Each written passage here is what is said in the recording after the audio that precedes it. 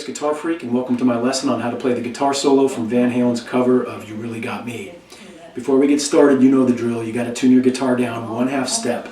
E becomes E flat, A becomes A flat, D becomes D flat, etc. All right, let's go ahead and jump on into it. Here's the first section slowly.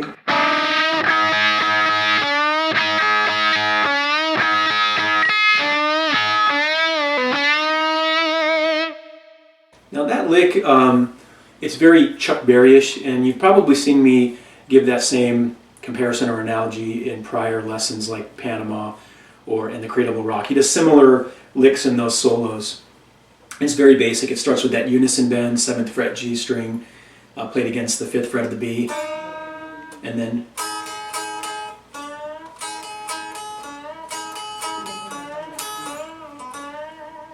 pretty simple. I'll play it one more time slowly.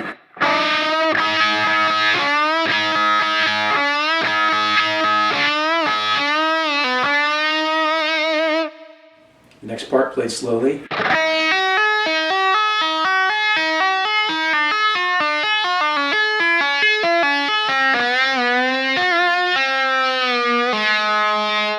So for that part, some of the phrasing's a little bit weird because you would expect Eddie to kind of do a similar pattern as he moves down the neck, but he goes from tap, 5, 8, I'm sorry, he goes from tap, index, pinky, tap, index, pinky, to tap, pinky, index, tap, pinky, index.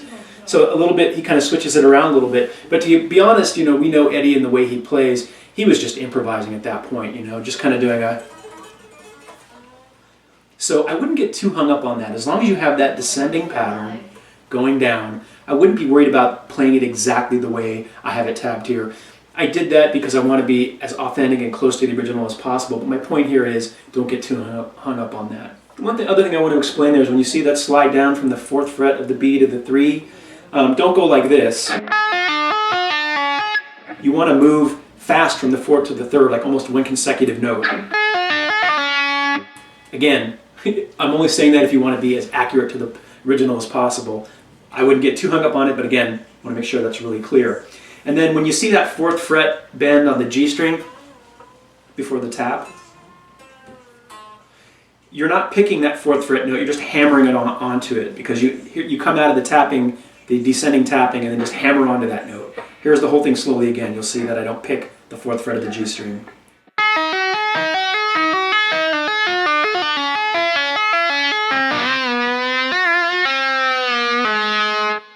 See, I'm just hammering onto that 4th fret before I do the bends. The next part slowly, it's got some big bends in it.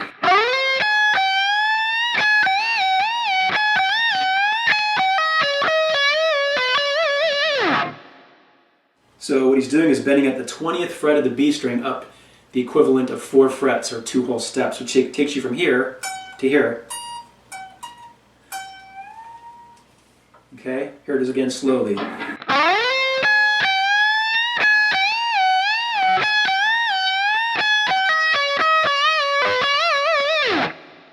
Here's the next part with some more big bends.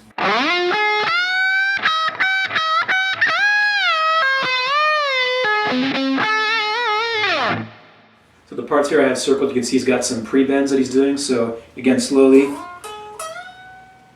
And then he does like 17th fret, pinch harmonics, bend up to 1.5 steps, then hit the note.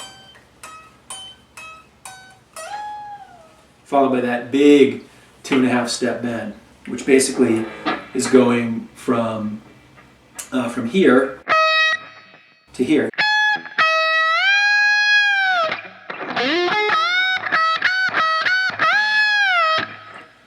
And then finally the last part, we bend up at the 9th fret of the G string, 1.5 step bends, a little bit of a slow bend to get to the top.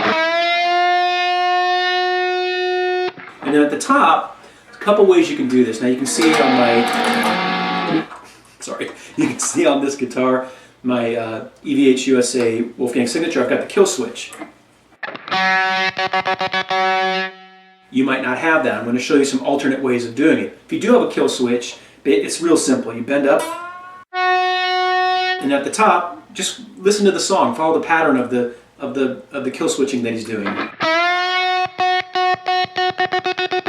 etc. Okay, there's a couple more ways to do this.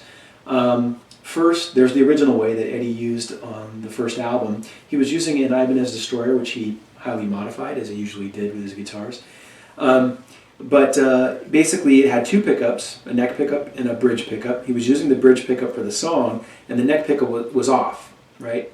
So for example, if you had, and he would just use the toggle switch to go back and forth, and it would create that staccato stuttering effect, because it would go from one pickup to the other, on and off. So if you have a guitar like a Les Paul, or another guitar where you have two pickups and there's a separate volume for each and a toggle switch, you can do that trick. Okay, again, turn your volume on the neck pickup all the way off, volume on the bridge all the way up, just use the toggle switch to go back and forth, on and off. Now, Eddie only used that Destroyer, I think, for maybe the first 2 or 3 tours. I think he retired it after that, because if you watch the videos of him playing from around 1980 all the way up until the time he got the kill switch, a lot of times what he would do live is he would just bend that note up and then let it feed back, and then take the whammy bar and he would just kind of do that kind of thing. A couple other ways you can do this. One, you can simply bend that note up and then pick the notes. You can do that, right? You can bend it up and do tremolo picking, where you just pick fast. Oops. You can do that. You can do it up here at the 21st fret. Or the tremolo picking.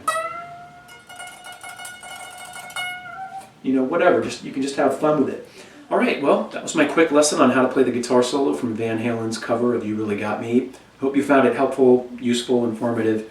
Make sure you drop a like, subscribe, and all that. I don't make any money off my channel. Maybe someday I might, but until then I just do this for fun and the love of the guitar and keeping the music I grew up on alive. All right, so until next time, rock on.